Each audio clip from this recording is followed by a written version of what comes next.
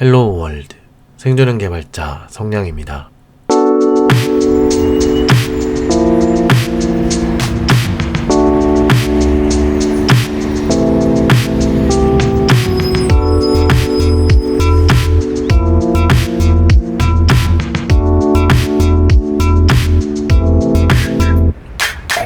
반갑습니다. 성량의 불친절한 코딩 이야기 53회 방송입니다. 업로드가 또 좀 늦었습니다. 새해에는 열심히 해보겠다고 말씀드렸던 것 같은데 새해 들어서 에피소드 2개 잠깐 열심히 올리는 듯 하더니 또 느슨해졌죠. 사실 제가 요즘 좀 많이 바빴습니다. 생각해보니까 안 바빴다고 한 적은 한 번도 없는 것 같긴 하네요. 제가 요 최근에 무슨 대회를 몇 개 참가한 게 있거든요. 크거나 아주 유명한 건 아니고 그래도 나름 저에게는 좀 의미가 있는 대회라서 몇 개 부문에 동시에 참가를 하느라 좀 정신이 없었는데요. 그런데 참가한 대회 모든 부문에서 다 수상을 했습니다. 많진 않지만 상금도 좀 탔고요. 그래서 좀 기분이 들떠있기도 하고 또 잠깐 시간을 불태우다 보니까 체력이 방전된 것도 있어서 넋을 좀 놓고 있었던 것 같습니다. 그리고 그 외에 제가 요즘 대회 활동 하나를 참여하고 있어서 일정이 좀 꼬인 것도 있어요. 정확한 명칭까지 밝히기는 아직은 좀 애매하지만요. 개발자 취업 준비를 하는 분들께 현업자로 멘토링을 진행하는 프로그램에 참여를 하게 됐는데요. 예전에 사실 다른 곳에서도 그런 멘토링 활동을 좀 참여를 했어서 이번에 딴 곳에서 하는 것도 한번 참여를 해봤는데요. 생각보다 인원도 많고 멘토링을 신청해 주신 분들이 좀 많아서 그 멘토링을 준비를 하고 개개인분에 대해서 응대를 해드리느라 좀 시간을 많이 쏟고 있습니다. 아마 제 생각에는 여기 멘토링 했던 내용을 개인정보를 잘 숨겨서요. 케이스별로 멘토링을 진행한 제가 후기를 리뷰하는 에피소드로 제작해보면 좋겠다고 생각하고 있습니다. 보통 그런 멘토링 프로그램의 후기는 멘티분들, 그러니까 멘토링을 받은 분들의 후기가 많거든요. 그런데 멘토 입장에서 하는 멘토링 후기도 한 번쯤 다뤄볼만 할 것 같아서 따로 정리를 좀 해볼까 하는 생각이 듭니다. 아마 청취자분들도 좋아하실 것 같다라는 생각도 들어요.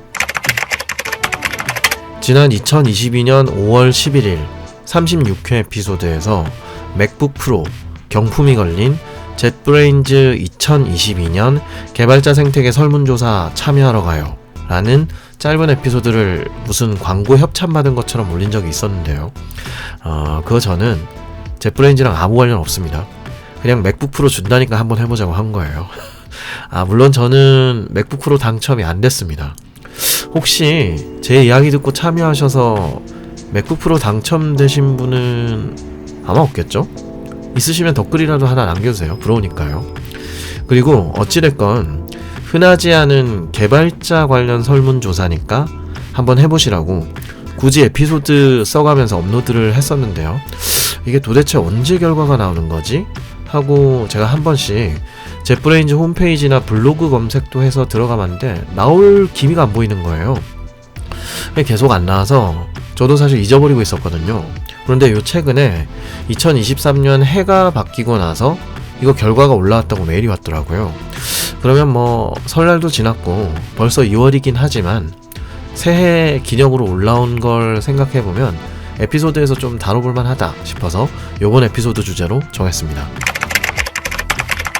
그래서 이번 에피소드에서는 제목 그대로 젯브레인즈 디벨로퍼 에코시스템 2022에 대한 내용을 다뤄볼 거고요. 거기 내부에 보시면 서머리 같은 전체적인 내용이 요약되어 있는 부분에 대해서는 쭉 이야기를 한번 다뤄볼 거고 언어별로 좀 더 상세하게 들어가야 하는 내용들은 순수하게 제 개인적인 관심 내에 있는 언어들로 제한해서 언급할 예정입니다. 그래도 오랜만에 에피소드 올리는 것 치고는 또 쓸만한 토픽이 나와줘서 저는 감사한 마음이에요. 생존형 개발자 성량의 불친절한 코딩 이야기는 애플 팟캐스트, 구글 팟캐스트, 오디오 클립, 팟빵, 플로우, 그리고 유튜브에서 제공되고 있습니다. 방송과 관련된 의견과 질문은 방송 플랫폼별 댓글 혹은 방송 소개에 명시된 이메일이나 링크트리에 등록된 서비스를 통해 보내주시면 감사하겠습니다.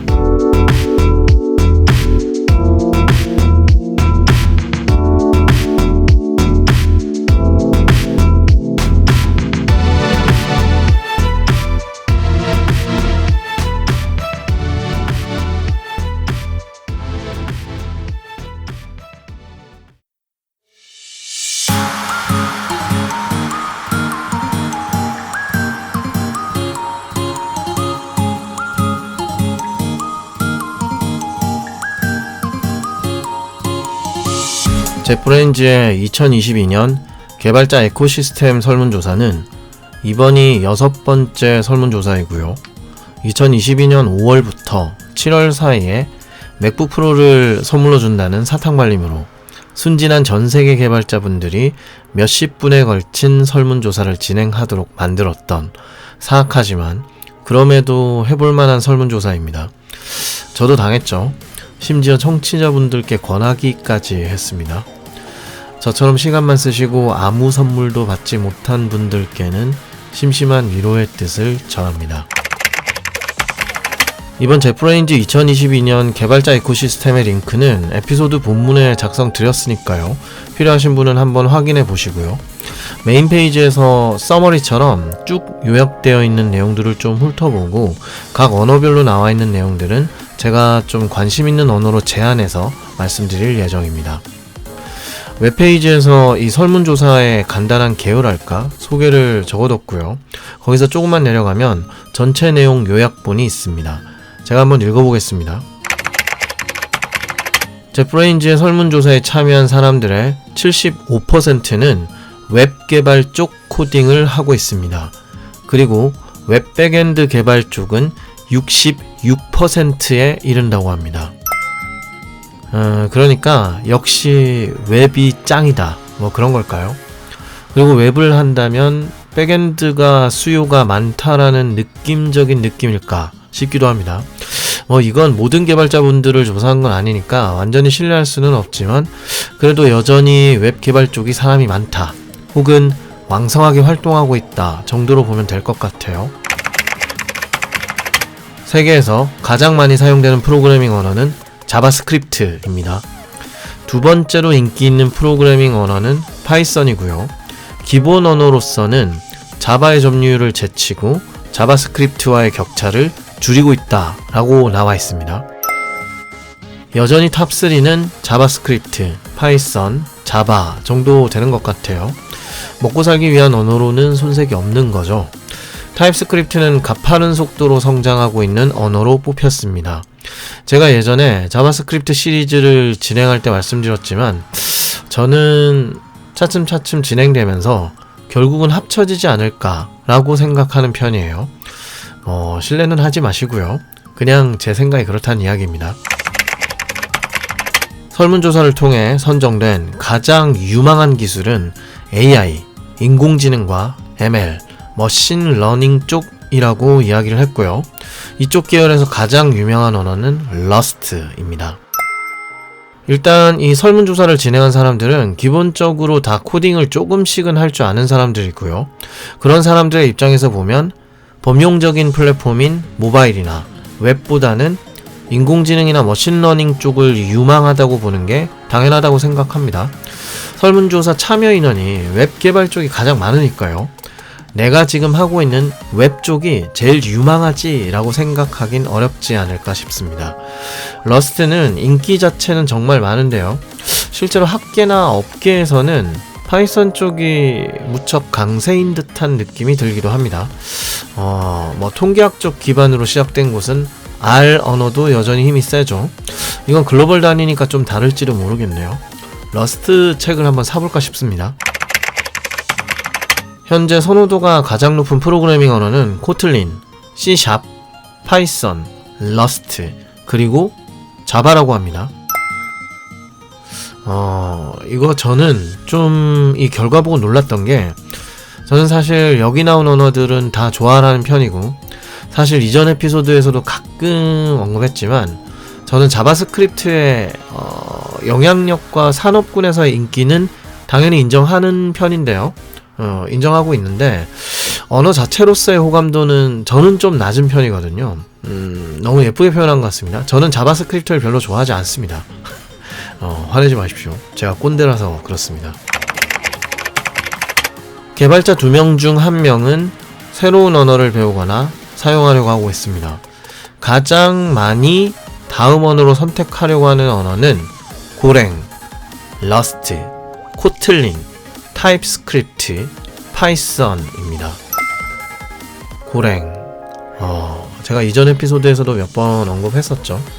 고랭은 기존 개발자들 입장에서 충분히 주목할 만한 언어입니다. 이미 스타트업에서도 도입이 심심치 않게 되고 있죠. 뭐 러스트는 인기가 많으니까 그렇고 코틀린도 주목할 만하죠. 한국은 자바 진영 쪽에 완전히 언어를 다 바꾸진 못할 테니까 결국 코틀린으로 조금씩 이동해 나갈 거라고 저는 생각합니다. 코틀린 좋아요. 요새 코프링, 그러니까 코틀린 베이스에 스프링 가져다 쓰는 것도 슬슬 유행처럼 번지고 있는 분위기입니다. 자바 개발자분들 심심하실 때 코틀린 한번 살짝 건드려 보십시오. 생각보다 괜찮습니다. 타입스크립트 쪽은 자바스크립트 개발자 중에서 아직 못 넘어간 분들도 있을 거고요. 워낙 자바스크립트의 위용이 큰 시대인데다가 점점 쓰임새가 점점 많이 필요해지는데 애플리케이션이나 서비스를 잘 만들려면 타입스크립트 도입의 필요성이 높아지니 다음에 사용할 언어로 순위권에 든 게 아닌가 싶습니다. 파이썬은 뭐 말할 필요도 없고요. 선호도가 가장 낮은 프로그래밍 언어는 펄, 비주얼 베이직, 델파이와 C 언어입니다. 그렇군요. 비주얼 베이직이랑 델파이야 크로스 플랫폼 쪽이 워낙 유행하고 있으니 그럴만하다 싶긴 한데 펄 쪽은 좀 아쉽긴 합니다. 시대가 그런 걸 어떡하겠어요. C 쪽은 선호도랑 상관없이 여전히 분야에 따라서는 최상의 언어군인 곳도 있기 때문에 선호도가 낮은 거 가지고 왈가왈가할 필요는 없어 보이긴 합니다. 의외로 선호도가 가장 낮은 프로그래밍 언어군에 자바가 안 들어가 있어요. 이상한데요? 다들 츤데레셨던 겁니까? 자, 그러면 요약한 내용에서 좀 더 상세한 내용을 살펴보며 이야기해보겠습니다. 제프레인즈 설문조사에 참여한 개발자 중에 절반은 새 프로그래밍 언어를 채택할 계획을 가지고 있다고 했고요. 고랭, 러스트, 코틀린, 타입스크립트, 파이썬 이 순서로 채택 계획을 가지고 있다고 합니다. 이건 아까 요약본과 똑같은 내용이니까 패스하겠습니다. 지난 12개월 동안 어떤 프로그래밍 언어를 사용했는지에 대한 설문조사의 결과는 자바스크립트가 1위입니다. 개발자 65%가 사용하고 있다고 하네요. 자바스크립트가 기본 언어인 비율도 34%로 높습니다. 그 아래로는 HTML과 CSS가 54%, 개발자의 반 이상이 사용하고 있고요.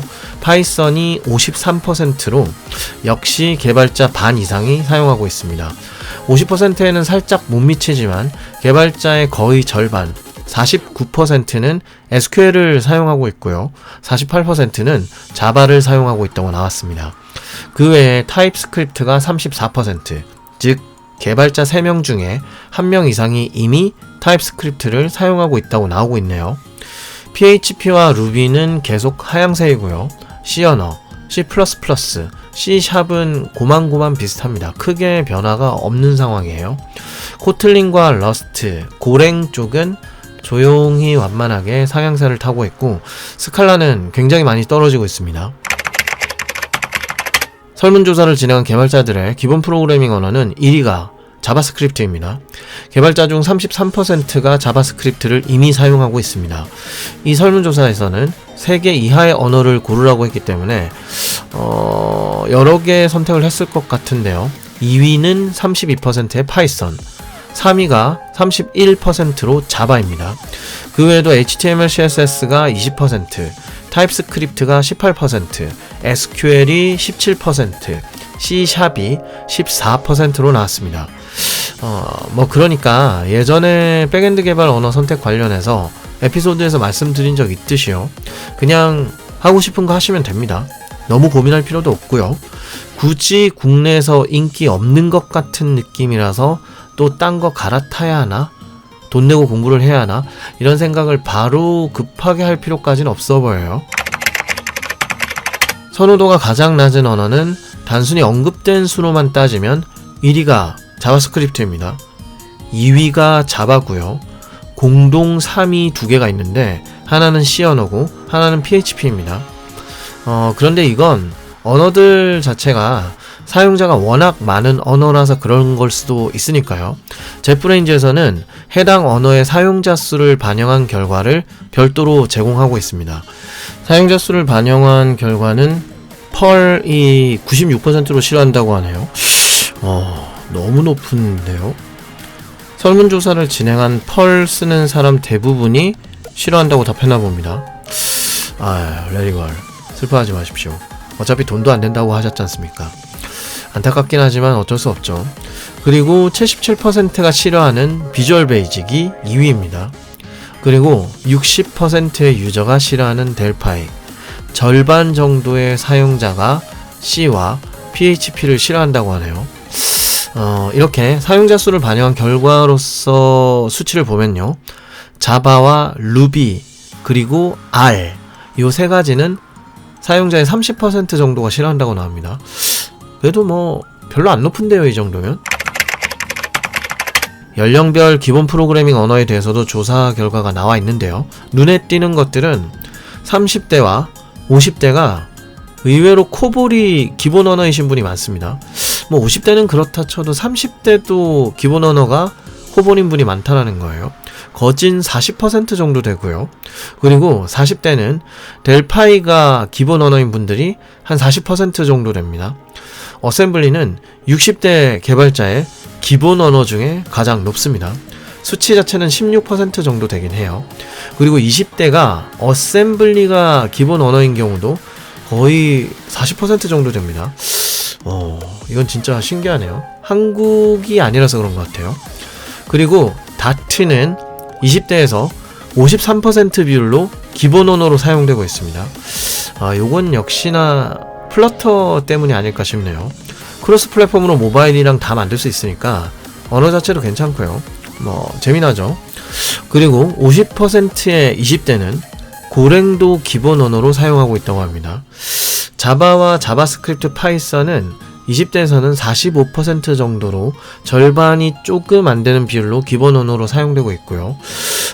이건 언어별, 연령별 자료가 너무 많기 때문에 다 이해하기는 어려울 것 같습니다.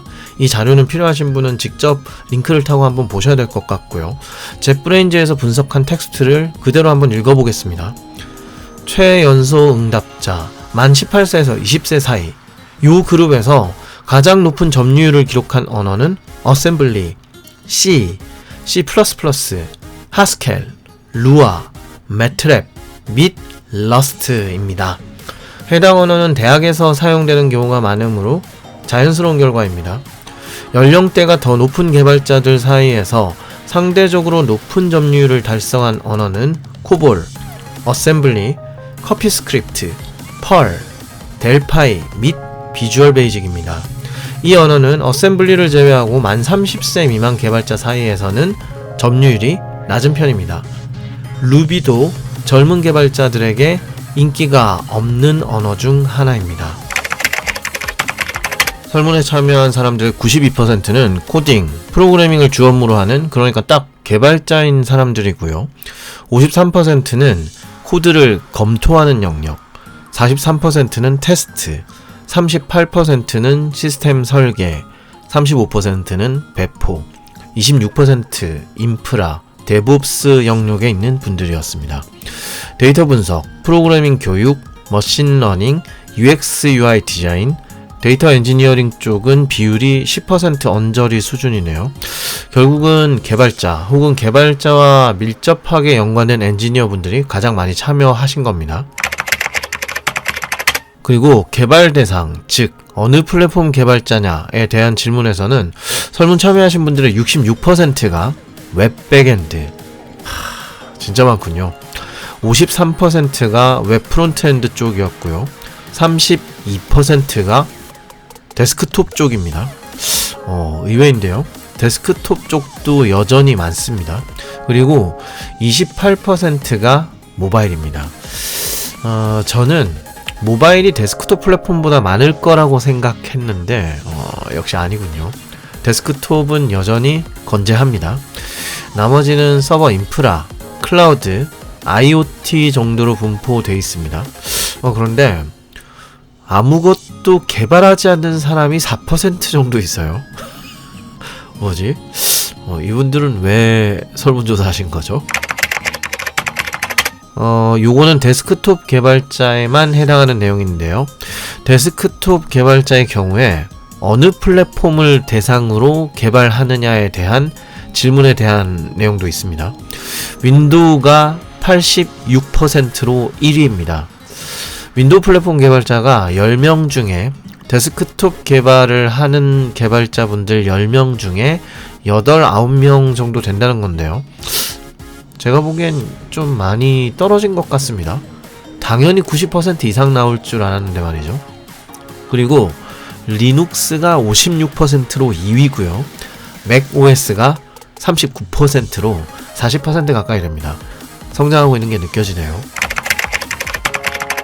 어떤 유형의 소프트웨어를 개발하느냐에 대한 조사의 결과는 54%가 나온 웹사이트가 1위입니다. 설문조사에 참여한 개발자분들 중에 웹 개발자가 가장 많았으니까 뭐 당연한 결과였죠.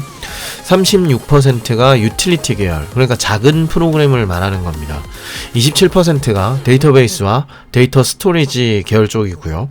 23%는 시스템 소프트웨어, 22%는 라이브러리나 프레임워크 개발을 하신다고 합니다.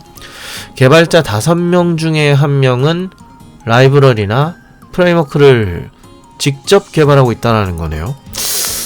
이건 좀 주목해야 하지 않을까 싶어요. 왜냐면 프론트엔드 쪽이라면 라이브러리나 프레임워크 개발을 직접 하는 경우도 업무에서 많이 필요하지만 국내 백엔드의 경우는요, 라이브러리나 프레임워크를 개발하는 수준까지는 가지 않는 경우가 많거든요. 만들어 쓰는 곳이 전혀 없지는 않지만 굉장히 빅테크 기업이나 엄청 큰 그룹사급이 아니면 별로 그런 케이스가 잘 없어서 이건 각 나라의 사정이나 개발 환경, 분위기 따라 좀 차이가 날 것 같습니다. 그리고 그 아래로는 IT 인프라 개발, 금융 개발, 프로그래밍 도구 개발, 머신러닝, 데이터 과학, 엔터테인먼트가 있습니다. 엔터테인먼트 쪽 개발이 11% 정도 되는데요. 10명 중에 1명은 연예인, 음악, 드라마, 영화 이런 쪽 개발을 하고 있다는 건데 요건 좀 인상적입니다. 게임 쪽은 10%고요. 나머지 10% 미만의 보안, 홈 자동화, 하드웨어, 블록체인, 증강현실, 가상현실 등으로 내려갑니다. 블록체인이 아직까지 생각보다 그렇게 많지는 않습니다만 그래도 약간 철밥통 같은 느낌이 좀 있죠, 블록체인은. 설문 응답자 중 최연소층은 주로 게임 개발 및 엔터테인먼트 소프트웨어 분야에서 근무한다고 합니다. 게임 쪽이야 원래 다들 좋아하니까 그렇다 쳐도요, 엔터테인먼트 쪽 분야는 실제로 많이 커지고 있고요. 젊은 세대 측의 관심도 높기 때문에 생각보다 이 분야 자체가 빠르게 커지지 않을까 저는 개인적으로 예상하는 편입니다. 엔터테인먼트 쪽으로도 한번 넘어가 보면 어떨까 싶네요. 주로 사용하는 언어로 어떠한 유형의 소프트웨어를 개발하십니까? 에 대한 질문의 설문 내용도 있는데요. 요건 가지수가 너무 많아서 다 말씀드리긴 어려울 것 같지만 대략적으로 보자면요, 웹사이트 개발은 역시나 자바스크립트, 타입스크립트가 압도적으로 높습니다. 75%가 넘어가고요. 의외로 PHP가 80%가 넘어갑니다. 웹사이트니까요. 그 외에 파이썬, 자바, SQL, C샵은 20% 후반에서 40% 정도까지 넓게 분포되어 있습니다. 좀 주목해 볼 만한 내용은 고랭이 웹사이트 개발에 33% 정도 이미 사용되고 있다라는 거예요. 그리고 또 데이터베이스, 데이터 스토리지 쪽에서는 역시나 SQL이 50%로 가장 높고요. 유틸리티, 그러니까 소규모 작업을 위한 작은 앱 제작에는 대부분의 언어들이 다양하게 사용되고 있습니다. 파이썬과 코틀린이 39%, 37%로 가장 높습니다. 라이브러리와 프레임워크 작업 쪽은 타입스크립트가 20%로 가장 높고요. C샵, C++가 각각 22%, 23%로 활용도가 높게 나왔습니다. 고랭이 여기서도 23%로 선방하고 있고요. 코틀린이 27%로 나오는데 이건 아마 안드로이드 라이브러리 활용도가 높아서 그런 게 아닐까 싶네요. 엔터테인먼트 산업 쪽에서는 코틀린이 19%로 활용도가 가장 높습니다. 엔터테인먼트 산업 자체가 모바일 친화적이라서 점유율이 높은 안드로이드 기기의 주 언어인 코틀린이 가장 높지 않나 라고 생각됩니다. IT 인프라 쪽은 고랭이 30%로 가장 높습니다. 작고 빠르고 강력하기 때문에 다른 언어들을 벌써 다 제치고 가장 많이 활용되고 있는 것 같습니다. 비즈니스 인텔리전스, 데이터 과학, 머신러닝 쪽은 언어가 어딜까요? 이건 뭐 사실 보나만 하죠. 파이썬입니다. 파이썬이 31%로 가장 높습니다. 게임 쪽은 뭐 C 계열이 다 먹고 있습니다. 새삼스러울 것도 없죠. 하드웨어 쪽은 C++가 역시나 가장 높습니다. 언어별 플랫폼도 한번 살펴볼까요? 각 언어군이 해당 플랫폼에 얼마나 쓰이느냐 정도로 보시면 될 것 같습니다. 웹 프론트엔드는 자바스크립트와 타입스크립트가 각각 85%, 87%로 가장 높습니다. 이건 뭐 당연한 이야기고 말할 필요조차 없는 거죠. 웹 백엔드는요, PHP가 93%. 좀 의외라고 생각하실 수도 있는데 이건 뭐 당연한 겁니다. 왜냐면 PHP 자체가 웹 백엔드용으로 나온 언어니까요. 그리고 SQL이 81%. 이것도 당연한 거죠. ORM만 있을 것 같지만 실제로 안 그렇단 말이죠. 그리고 특히 데이터 분석 쪽에서는요, SQL 숙련 자체가 기본 소양일 정도로 요구를 하는 경우가 많기 때문에 SQL 자체를 쓸 줄 아는 거 무시할 수 없습니다. 자바가 73%가 나왔는데요. 고랭이 76%로 비율로만 따지면 오히려 자바보다 높게 나왔습니다. 이 부분은 말이죠. 고랭이 자바보다 웹 플랫폼에서 점유율이 높다라는 건가? 이 의미가 아니라, 그 의미가 아니라요. 고랭이 웹 백엔드 영역에 그만큼 많이 사용되고 있다는 겁니다. 따로따로 보셔야 돼요. 파이썬은 54%가 나오고 있는데, 이 말은 파이썬이 웹 백엔드 말고도 다른 영역에서도 많이 사용되고 있다 정도로 보셔야 될 것 같습니다. 그리고 어차피 최정상에 있는 메인 프로그래밍 언어급들과 이제 상승기를 타고 있는 프로그래밍 언어들의 쓰임새 퍼센트는 좀 주의해서 보셔야 될 것 같아요. 그리고 자바스크립트와 타입스크립트의 웹 백엔드 플랫폼에서의 사용률은 35%, 39%로 나왔습니다. 웹 프론트엔드와 웹 백엔드 모두 순수 자바스크립트보다 타입스크립트가 미세하게 더 높게 나온다는 게 흥미롭습니다. 제가 계속 말씀드리고 있지만 이건 어쩔 수 없는 현상이라고 저는 생각해요. 서비스나 애플리케이션이 커지면 결국 타입을 비롯한 여러 면에서 어느 정도 강제성을 좀 줘서 불편하더라도 견고함을 가지고 갈 수밖에 없는 거라는 거죠. 자바스크립트랑 타입스크립트 외에는 뭐 크게 다룰 만한 건 없는 것 같습니다. 다 고만고만해요. 그 다음, 아까 요약본에서 말씀드렸던 대로 어떤 기술이 유망하냐라는 질문에는 AI, ML, 인공지능과 머신러닝 분야가 유망하다고 설문에 답한 비율이 14%로 가장 높습니다. 그 외에 러스트가 13%, 2위고요. 자바스크립트와 해당 프레임워크, 즉 자바스크립트 계열이 유망하겠다가 11%로 3위입니다. 고랭, 코틀린이 각각 9%, 8%로 4위, 5위예요. 그 외에는 블록체인, 파이썬, 웹 어셈블리, 플러터, 증강현실, 가상현실, 그리고 클라우드, 타입스크립트, 도커 같은 컨테이너, 그 다음 자바 순으로 쭉 내려갑니다. 자바는 유망하다고 보는 순위는 굉장히 낮네요. 어느 운영체제에서 개발하십니까?에 대한 질문에는요, 윈도우즈 기반이 61%, 절반이 넘습니다. 작년보다 더 많이 올라간 것 같습니다. 작년에 제 기억으로는 50% 정도였던 것 같은데 이제 60%가 넘네요. 맥 OS가 46%로 리눅스 45%보다 약간 높습니다. 그러니까 윈도우에서 개발한다고 쪽팔려 하실 필요 없습니다.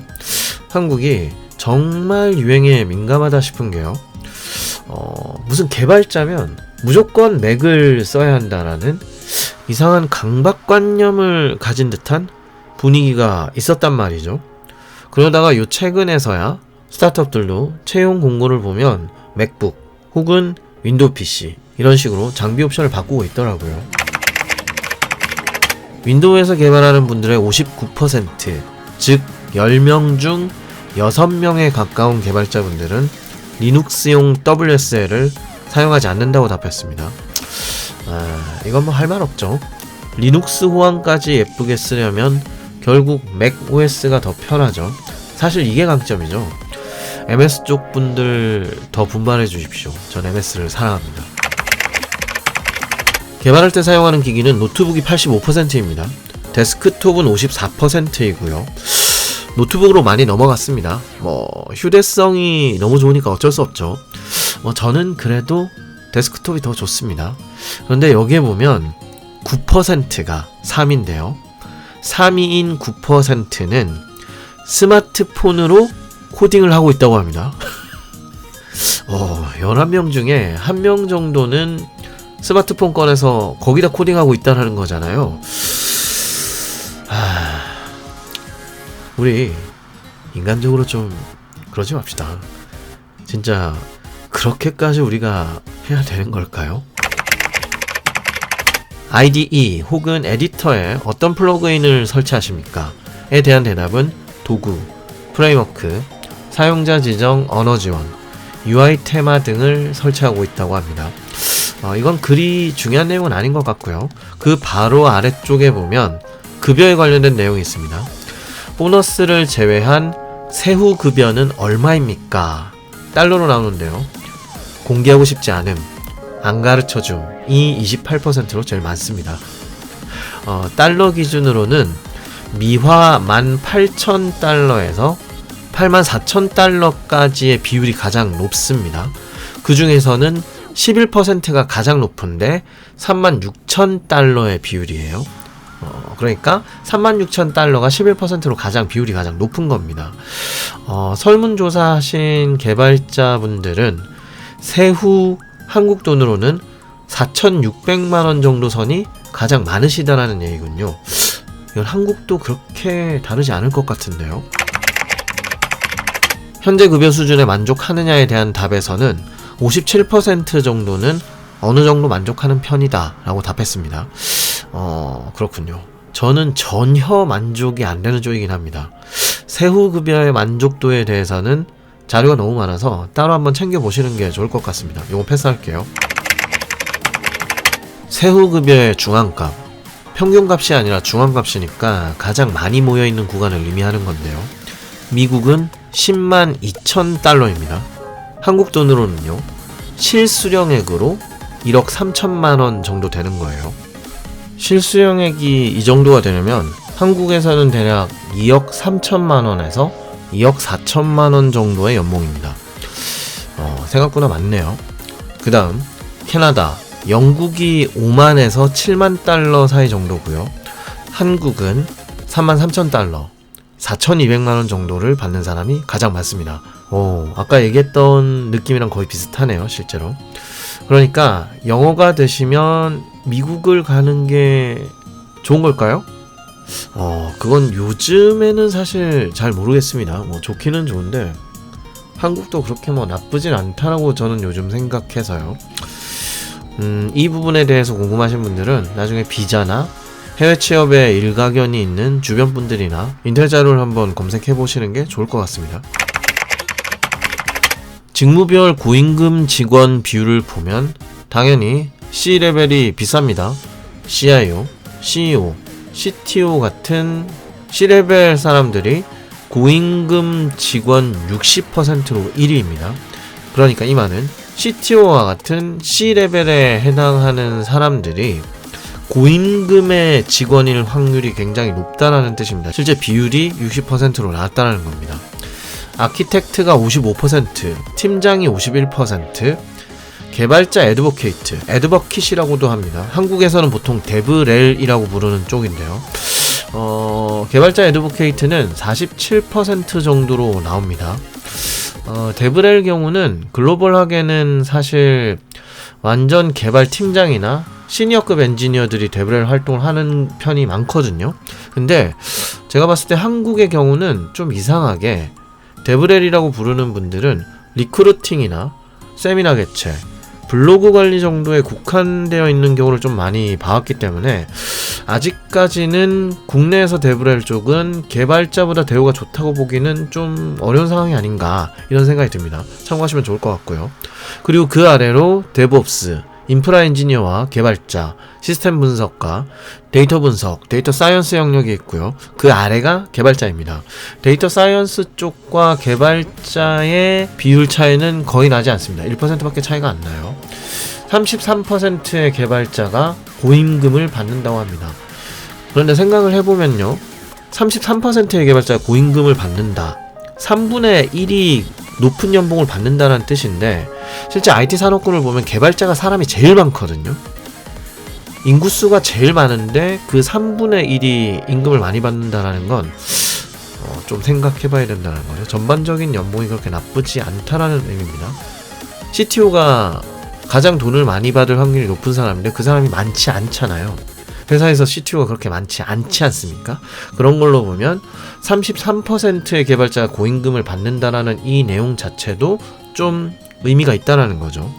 그래서 제 생각에 이 부분은 약간 애매한 게 개발자가 압도적으로 사람이 많기 때문에 사람이 많으면 평균이 떨어져서 더 내려가는 경우가 있으니까요. 그런 것 때문에 33% 정도밖에 되지 않지 않나 이런 생각이 듭니다. 엄밀하게 요즘은 클라우드나 개발 툴들이 다 일원화된달까요? 경기가 너무 희미해지고 있어서 개발 직군과 매우 가깝기 때문에 이렇게 딱딱 직군으로 나누기는 좀 어렵지 않나라는 생각이 들기도 합니다. 스타트업이면 솔직히 CTO 직함 달고 있어도 코딩 다 하고 설계 다 하고 배포도 하고 환경 세팅하는 사람 한국에는 정말 많거든요. 그리고 또 눈에 띄는 점은요. 데이터베이스 관리자 고임금 비율이 28%로 개발자에 비해 많이 낮아졌습니다. 원래는 개발자보다 좀 높았다고 저는 알고 있거든요. 그런데 개발자의 위상이 계속 올라가고 있다. 그리고 이 데이터 관련 쪽은 데이터 사이언스나 데이터 분석가, 데이터 엔지니어 쪽에서 치고 올라가는 게 있기 때문에 오히려 기존 데이터베이스 관리자 쪽의 비율은 낮아진 게 아닌가 그런 생각이 듭니다. 그리고 테스팅 QA 쪽, 그리고 기술 지원, UX, UI 디자인 직군의 고임금 비율도 아직은 낮습니다. 이건 좀 의외네요. UX, UI 디자인 직군은 글로벌하게 봐도 고임금 비율이 아직은 낮은 듯 합니다. 제1 프로그래밍 언어에 따른 고임금 직원 비율, 그러니까 언어 뭘 사용하는 사람이 높은 임금을 받는 비율이 높냐인데요. 1위는요 고랭입니다. 고랭 개발자의 50%는 높은 임금을 받습니다. 루비가 2위 47%고요. C++가 41%, 코틀린 39%, 러스트가 38%, 그 아래로 쉘 스크립트, 스위프트, 자바, 타입스크립트, 파이썬, C#, SQL, 자바스크립트 순서로 내려갑니다. 타입스크립트가 자바스크립트보다 돈을 많이 받을 확률이 높네요. 그러면 아직도 자바스크립트만 쓰시는 분들은 이걸로만 따지면 타입스크립트로 넘어갈 만한 거네요. 그리고 이 고임금의 비율에 대해서는요, 언어의 사용수 혹은 인기도도 생각해 볼 필요가 있을 것 같습니다. 루비의 인기가 떨어지고 있는 상황인데, 그렇다면 루비 개발자 자체가 희소성이 있기 때문에 시니어 개발자들의 몸값이 높아지겠구나 정도로 알 수 있고요. 파이썬이나 자바스크립트, 자바같이 전 세계에서 압도적으로 사용이 많은 언어들의 경우는 당연히 돈을 많이 받는 사람들의 비율 자체는 줄어들 수밖에 없다는 것도 생각해볼 만한 거죠. 고랭 쪽이 돈을 많이 받는 비율이 높은 건 좀 주목할 만한 현상인 것 같습니다. 개발자의 성별에 대한 내용도 있는데요. 사실 이 설문에 참여한 분들의 성별이긴 하지만 결국 개발자 성별이죠. 91%가 남자입니다. 하지만 좀 다른 소식을 말씀드리자면 이 설문조사에서 여성의 비율이 가장 높은 나라는 한국입니다. 개발자의 13%가 여성이었다고 해요. 여성분들 개발 쪽으로 많이들 오십시오. 소프트웨어 개발 종류에서 여성 비율이 가장 높은 쪽도 설문 내용이 있었나 봅니다. 소프트웨어 개발 종류에서 여성 비율이 가장 높은 쪽은 가상현실, 증강현실, 그리고 웹, 비즈니스 인텔리전스, 데이터 과학, 머신러닝 분야로 나왔다고 합니다. 이건 여성분의 참여 수가 적기 때문에 크게 의미 있는 수치는 아닐 거라고 저는 생각해요. 성별에 따른 코딩 업무 경험, 즉 경력을 보면요. 남성분들은 3년에서 16년 차까지 쫙 분포되어 있습니다. 그러니까 신입부터 시니어급까지 고르게 다 있다라는 거예요. 여성분들의 경우는 5년을 넘어가는 경력부터는 뚝 떨어집니다. 이건 과거에는 지금보다 여성 개발자분이 더 없었으니까 어쩔 수 없는 일이겠죠. 그리고 연령으로 따져봤을 때도 남성 개발자는 20대부터 60대까지 고르게 퍼져 있고요. 30대부터 50대가 고르게 높게 나타납니다. 여성 개발자분들의 경우는요, 40대 이상부터는 비율이 뚝 떨어집니다. 역시나 과거에 별로 없었기 때문인 것도 있겠죠. 성별에 따른 기본 언어를 보면요, 남성분들은 그냥 다 분포되어 있습니다. 애초에 남자가 많으니까요. 대부분의 언어에 다 남성분들은 90% 이상의 높은 비율로 포함되어 있는데, 여성분들이 특히 많이 사용하는 언어에는 커피스크립트가 있습니다. 커피스크립트가 메인 언어다 라고 답을 하신 분 중에 23%가 여성분이에요. 그리고 R, 통계에서 많이 쓰는 R 쪽이 13%가 여성분이시군요. R 좋죠. R은 제가 봤을 땐 꼭 개발자나 데이터 사이언스 쪽이 아니어도요, 연구직이나 대학원 쪽 혹은 의료, 바이오 이쪽에서 통계 관련해서 많이 사용하기 때문에, 그러니까 크게 성별을 따지지 않는 분야 쪽에서 이 R을 많이 쓰고 있기 때문에 상대적으로 여성 비율이 높게 나온 것이 아닐까 싶기는 합니다.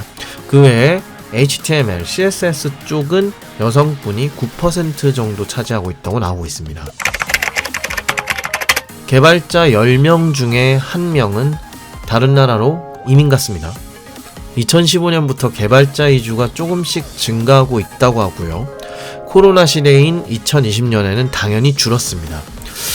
코로나 팬데믹이 좀 사그라들고 있는 2022년에는 코로나가 일어나기 전 정도 수준까지 올라왔다고 하네요. 개발하면서 먹고 살기 위해서 외국으로 나가고 있는 사람들이 다시 늘어나고 있다는 겁니다. 태어난 나라를 떠나는 개발자 비율은요, 우크라이나와 러시아가 가장 높게 나타나고 있습니다. 우크라이나는 작년에 비해 무려 20%가 늘어났습니다. 전쟁 여파가 있어서 다들 떠나시는 것 같아요.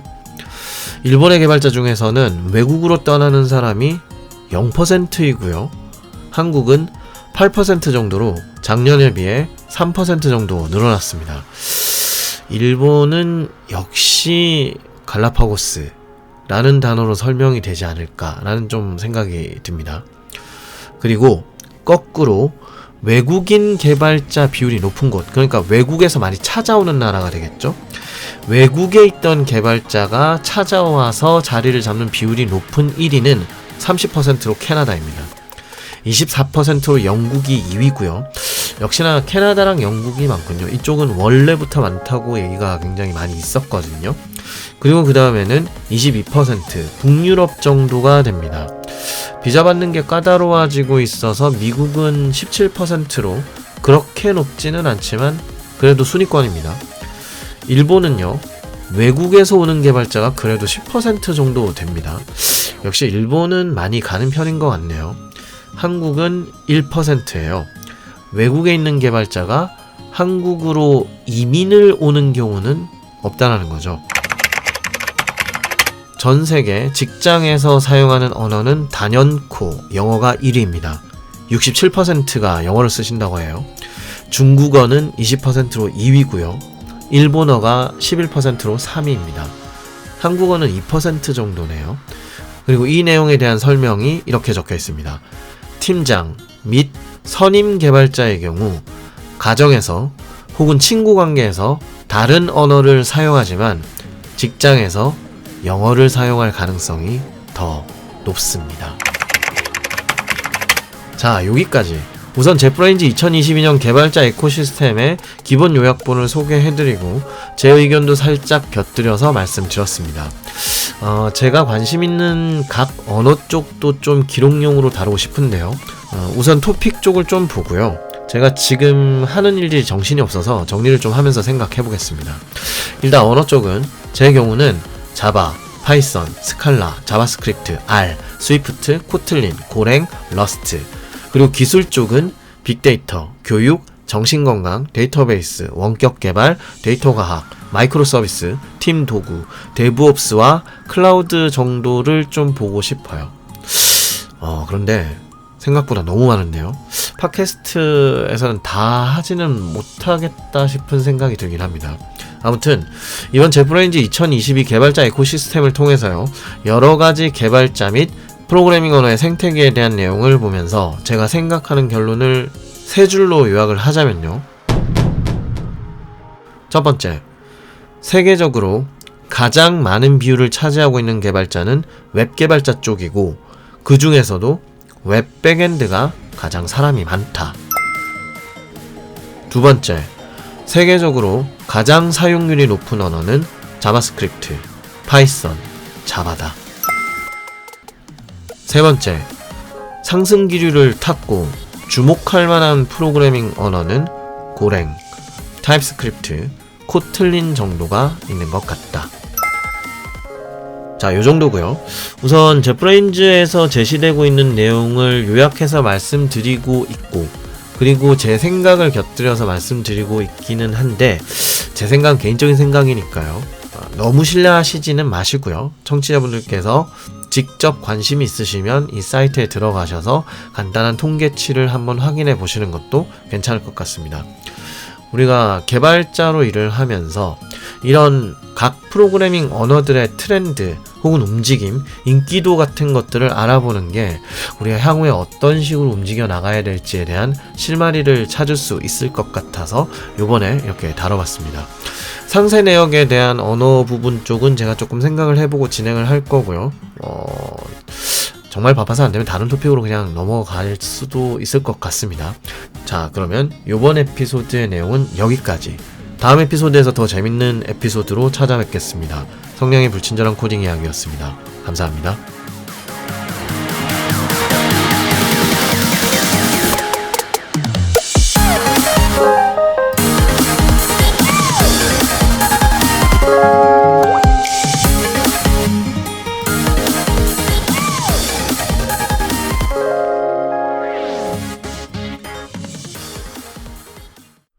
while true, to be continue, 세미콜론은 매너입니다.